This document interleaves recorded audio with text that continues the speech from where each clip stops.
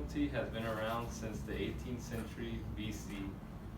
It is seen as a deterrent against heinous criminal crimes such as murder, treason, and other serious crimes. It is seen as a deterrent by putting fear into others to not commit crimes, making it accessible to the public, and having different forms of executions. Today, 30 states in the US still execute the death penalty, and the most common method is lethal injection. I disagree with the use of the death penalty as a way to deter crime and as a punishment. Today, I will tell you some history of the death penalty, some cons of the death penalty, and some facts of the death penalty. Today, I will begin by telling you about some history of the death penalty. Early executions were first recorded. The earliest execution first recorded was with Captain George Kendall in Jamestown, Virginia, in the year of 1608. Pennsylvania became the first state in the execution to keep executions confidential and away from public and correctional facilities. According to Death Penalty Information Center, throughout the 19th and 20th century, new forms of execution were introduced, including the famous electric chair and cyanide gas.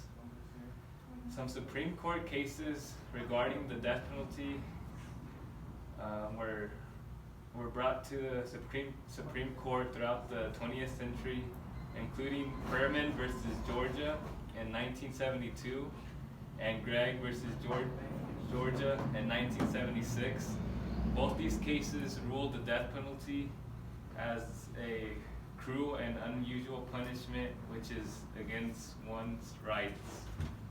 Some limitations were put into place throughout the 20th century to restrict the use of the death penalty on juveniles, defendants with mental illness, and racial disparities. Now that I've told you about some history of the death penalty, I will tell you some cons about the death penalty. According to procon.org, there is no statistical evidence that supports the death penalty as a successful deterrence. The southern part of the U.S. has a higher crime rate than the northern part of the U.S. However, the southern U.S. enforces the death penalty and the northern U.S. doesn't. Some morality issues that are seen with the death penalty include that we shall not be doing God's job by deciding on who lives or who dies, and we shall not use the death penalty as a form of retribution. Another factor that plays into the cons is cost.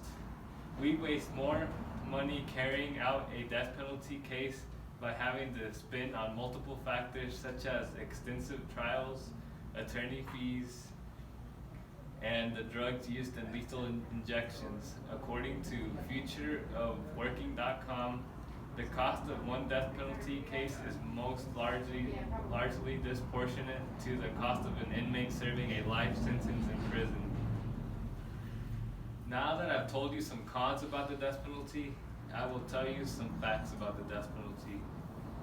Some facts regarding racial disparities include black offenders are more likely to get the death penalty than white offenders, according to Carolina Justice Policy Center. According to futureworking.com, blacks make up a higher percentage than whites of death row inmates, but overall, population-wise, there are more whites.